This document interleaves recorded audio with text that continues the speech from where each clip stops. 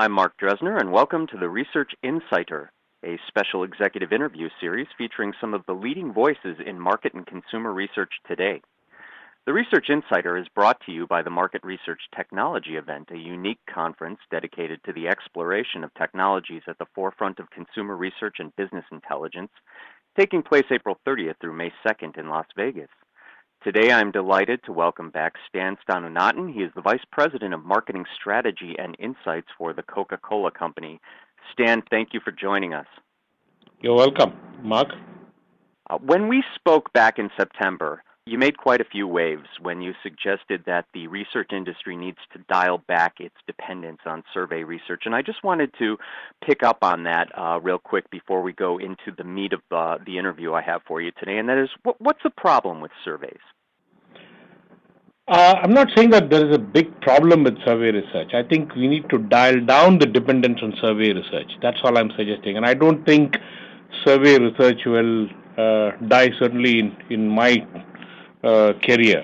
It's going to take a lot of effort to really result in survey research going away. But the dependence on survey research is going to come down, and it is going to come down quite significantly. And we've got to look at a few big macro forces that are driving this. One is people are becoming more and more time impoverished. And in that kind of an environment, if you expect somebody to spend a lot of time with you to provide answers, that's going to happen less and less going forward. So that is one big thing. The second thing is, if you look at, there's a Castro conference that is going on in Las Vegas right now, and it's all about online research and so on. And sometime back, ARF had this initiative on data quality online. And so from a manufacturer side, people are sitting and wondering, what is the quality of the data that I'm getting from online research? Mm-hmm. Because right now, the only viable option for collecting data is online. You can't do it face-to-face in most countries. And telephone is becoming more and more difficult. And therefore, online is only viable. And then on that, people are beginning to have questions about how reliable it is. And there are lots of quality control mechanisms that have been put in place. They make it as good as it can, but there is still some questions. Even after 3 years of intense focus on data quality, look at what is going on in the Castro conference. They are still talking about data quality of online research. So given those two big macro forces, time impoverished people and, question marks hanging on quality of data, people are going to sit there and say, what, do I really need to depend on survey research, or do I need to look at other ways of collecting insights? Okay, and what alternatives would you propose, or do you think will fill that information void if indeed our dependence on surveys diminishes? I think, if you recall, Mark, and I used to present this visual on iceberg. The tip of the iceberg talks about, stuff that you can get from traditional research like focus groups and survey research. But there's obviously a huge amount of insights that is below the tip of the iceberg. And to really unearth that, you need new approaches that will help you to observe, listen, synthesize, and deduce. And those are things that are not going to be necessarily met by survey research all the time. Mm-hmm. And therefore, by definition, we're going to be forced to come up with newer approaches that will help us to observe, listen, deduce, and synthesize. And let me ask you then, that actually gives me a good bridge into what I'm curious about specifically in speaking with you today, Stan, and that is innovation in general in this industry. How much progress would you say the research industry has made from a technological and or methodological front in terms of innovation to date? Frankly, if I take a longitudinal perspective, and if we go back to the 100 years of history of market research industry, I think the amount of progress that we have made in the last, let's say, 5 years is quite a bit. It's quite a bit. It is quite impressive, the rate at which things are changing. And I'm really encouraged by the fact that, there's a lot of good momentum behind innovation and research. About 10 years ago, I was sitting there and saying, wow, our biggest innovation was take a paper and pencil questionnaire and put it on a computer and call it innovation. That was the extent to which we had innovation, but not anymore. Right now, when I go to any conference or talk to any supplier who calls, the number of people who call with innovative services is actually exponentially increasing. So I'm really optimistic about where the industry is going. So there is certainly a lot of hope. Now we have to try a lot of things, some of which might work, some of which might not work, but try we must. Mm-hmm. Who would you say, generally speaking, is driving that shift, that progress in innovation that you're encouraged by? Again, I would split that into two time frames. In the first 2 years of the last 5 years, I would say a lot of innovation was driven by startup companies. These are people who had nothing to lose, everything to gain by coming up with a new approach to doing research. Mm-hmm. They knew that if at all they wanted a foothold in the multi-billion-dollar research industry, they need to think differently. And they thought differently and they came up with some really innovative approaches. But in the last 3 years, what I'm also noticing is that even the mainstream agencies are really focusing on how do I think about research differently? How do I think about collection of information and dissemination of insights differently? So that's why I'm saying, and I'm really encouraged because now we are beginning to get critical mass in the area of innovation and research. Speaking as a client, where do you feel that, or to what extent do you feel that this is a demand issue versus a supply issue in terms of innovation? In other words, where do the clients stand in terms of driving innovation, and how open would you say clients are to taking the risks and experimenting to the extent required to make real innovation? I think, in my view, from a client perspective, taking risk is a business imperative. It is not whether or not I should take risk. It is a question of how much risk should I take. The reality is, if you look at the way the state of the research industry is today, which is, dependence on survey research and so on, if you scratch the surface, what you'll also find is that it's not just survey research that is a problem, it is the length of the survey that is an even bigger problem than survey research per se. Mm-hmm. And then when you dig deeper, you'll find that in most cases, the length of the survey is driven by clients. Yes. Less so by agencies. The agencies have always been saying that, listen, if you go for a longer questionnaire, quality of the data is going to come down. Yeah. Mm-hmm. And the clients say, now, I want this and that and that and that. So the word and is used so extensively that the length of the questionnaire sometimes has become quite long. In fact, I used to jokingly tell some of my people that we should ask age at the beginning of the survey and at the end of the survey also. To see if it's changed. Just to see if it has changed. Because sometimes some of the questionnaires are really, I know, even some of the questionnaires that we run are incredibly long. And I recognize the fact that, that is not a status quo that will continue for too long. Now, why do you feel, as you, I think, correctly pointed out, that the excessive survey length has generally historically been driven by client demand, and as you also noted, in fact, research suppliers have for a long time emphasized over and over again that we really need to rein in survey length, to an acceptable small window. I think I've heard estimates of about 10 to 12 minutes maximum for surveys. What do you believe will catalyze a change on the client's part from requesting such long surveys? In other words, what will be different, from the past? Why should we expect the clients to ask for or accommodate shorter surveys? Yeah, I would just use one word. That one word is benchmark.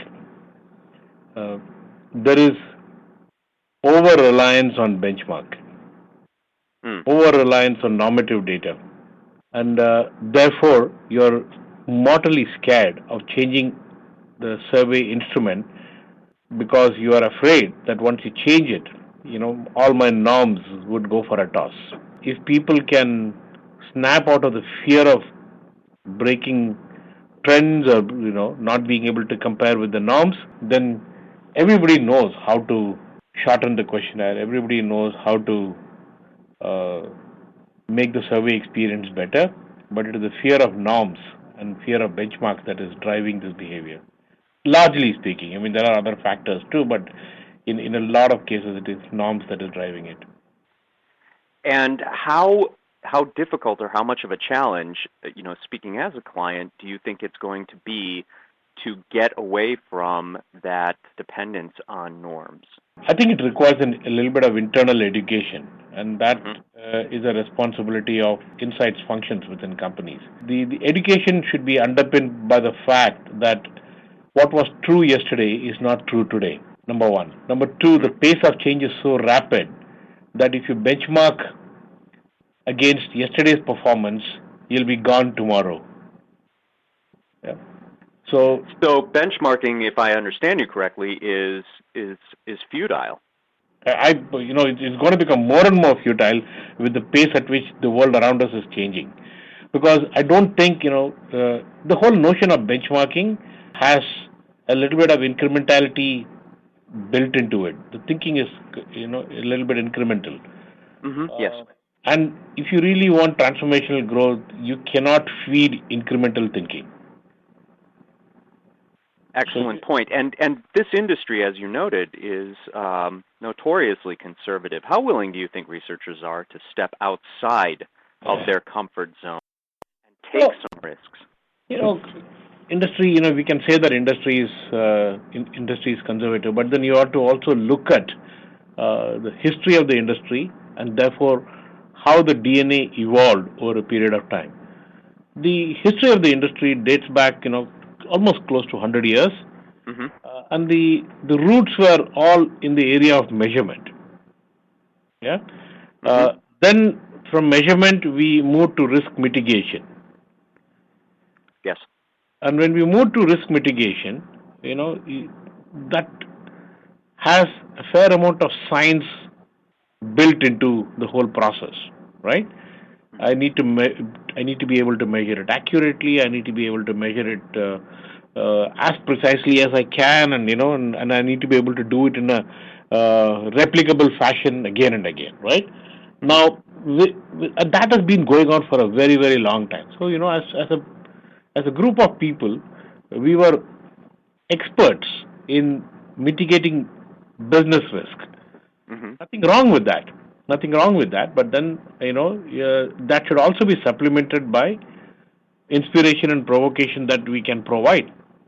So there has to be a balance between mitigation and expansive thinking.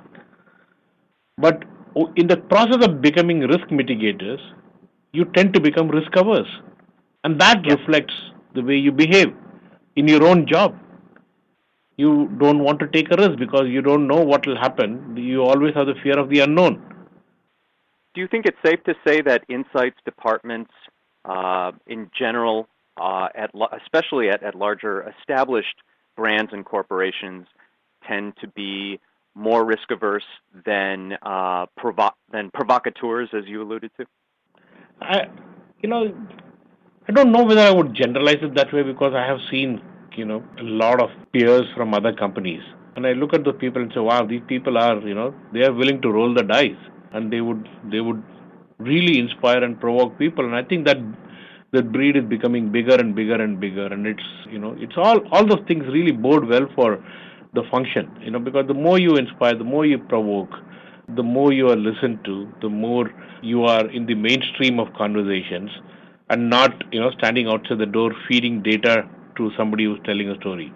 We become the storytellers. And when we become the storytellers, then, your DNA starts slowly morphing and you become a bit more of a risk taker. Because you want to tell a story that provokes action, not a story that, people listen and go to sleep. Absolutely. So essentially part of what I'm gathering from you here is that part of what is driving the client side insights functions to embrace some risk, embrace change, and embrace more innovative provocateur type of role in thinking is indeed the fact that it's a better route to become an influencer than what has been historically done. Absolutely. Couldn't agree with you. Now, given that shift that seems to be underway. I want to throw in a wild card here, and that is the economy. Even though the economy appears to be slowly turning around, budget constraints are obviously a reality that will be with us for the long haul. How are budget constraints affecting clients' willingness to explore or invest in, perhaps unproven technological solutions or methodological innovations? Mark, I have a completely contrary point of view. My firm belief is that if resources become a constraint, you become a lot more resourceful. And you can sit there and say, listen, I have $100 and that has come down by 5%, and you can bitch and moan about it. The reality is, after doing all that, it's not going to go back to 100. The reality is what it is. Yeah. Therefore, the next question that you need to ask yourself is, what do I do with the money that I have? And very often, at least I can say that about myself. What I have, I can do a lot. I can do a lot with what I have. So I just need to be a little bit more smart about how I spend that money. So then I start looking at on what am I spending that money on. Then when you look at that, a significant proportion of our budgets are spent on what I would classify as rear view research. Yeah, I'm not in any way reducing the importance of learning from the past. Don't get me wrong. I think learning from the past is very important because you don't want to repeat the same mistakes again and again. But remember, if you don't repeat the same mistake again and again, and you just do what you've done in the past, you might only get incremental growth. And in an economic environment which is a little bit challenging, if you want growth, you need to think about something that is transformative in nature by way of strategy. And that is not going to come by measuring the past. So therefore, we have this philosophy internally, which is what we would call as the 70-20-10 philosophy. And the 70-20-10 philosophy is something that we use in the way we connect with consumers, the way we spend our money on media, the way we spend money on our innovations. Whatever you look at, we have a 70-20-10 philosophy. So we use the same philosophy in research also, which is 70% of the money is going to be spent on things that you know really well, on techniques that work very well. 20% is spent on innovating on those techniques. And then you spend 10% of your money on bold new approaches. Now, is that the right amount? Should we change it to 60-20-20? We can argue, but make a start somewhere. Yeah, and then you throw a few darts on the board. Some of them will hit the bullseye, some of them would fall on the ground, but you learned. But if you don't throw any dart, and if you keep on doing mathematical calculations on what is the height at which you need to throw the dart and at what force you need to throw the dart, you will only have a lot of theoretical experience. So just keep throwing. Excellent advice. And if I can ask one more question, Stan, where do you see that 10% investment, if you will, going? Is that going to go to things that are being developed internally, or do you expect to see those innovations coming from new entrants to the research space or existing entrants to the research space who are crafting innovative products and technologies and services? Ideally, I am not in the business of generating research techniques, because I work for a company which is in the business of refreshing the world and making people happy. So research is means to an end and not the end game. So therefore, I don't want to be spending too much of my time developing techniques. But at the same time, as clients, we are the ones who have the budgets to spend. So where I put that money, who I partner with, how I collaborate with them to come up with innovative approaches is something that we do very regularly. So sometimes we might, seed an idea with somebody who is somewhat in similar space and tell them, think about it, and then they come back and say, hey, that's a great idea. We can, maybe take it to the next step. And then they invest, we give them projects to work on. and that's how the whole thing takes off. So we do work with a lot of people who either come to us with new technology, or sometimes we look at people with certain technology and we work with them to repurpose the technology to make it more relevant for us. That's the way we do it, but we don't spend too much time and effort internally developing new techniques. I think that would be very encouraging for a lot of entrepreneurial suppliers out there that are listening right now. Yep. Yeah. On that note, Stan, I think you've given us quite a bit to think about here in terms of how the industry is moving technologically or from an innovation standpoint, I really should say, and some things that we need to think about. And I want to thank you very much once again for joining us and sharing your thoughts with us today. Thank you. Thank you. And for those listening, if you would like to hear more from Stan Sthanunathan, he will be delivering a keynote at the Market Research Technology event, appropriately titled Technology, Embrace It or Get Left Behind. The event is taking place April 30th through May 2nd in Las Vegas. For more information or to register, please visit us online at iirusa.com/technology. Until next time, I'm Mark Dresner, and you've just heard the Incite Scoop.